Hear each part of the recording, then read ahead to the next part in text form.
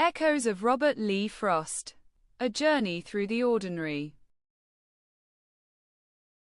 Listen to the story carefully.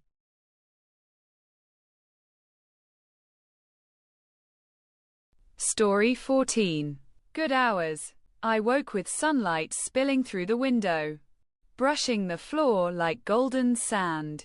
Breakfast smelled of bread and tea, and I lingered, letting the quiet stretch. Outside, the garden buzzed gently. Bees, birds and leaves dancing in rhythm I barely noticed before.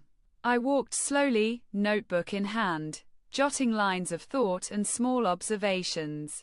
A cat twisting in the sun, a neighbor hanging laundry, clouds drifting like soft ships. Every hour felt full, ordinary yet bright, each moment a gift I could touch.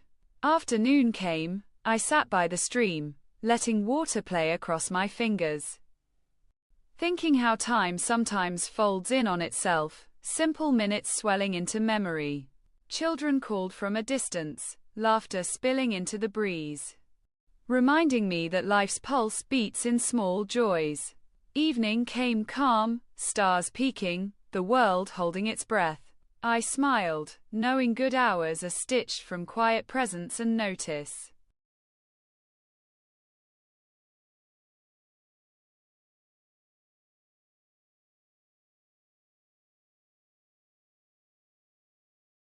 Now listen to the poem. Sun spills gold across the floor, breakfast scents and simple chores.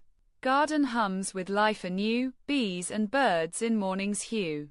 Notebook captures fleeting sights. Cats twist.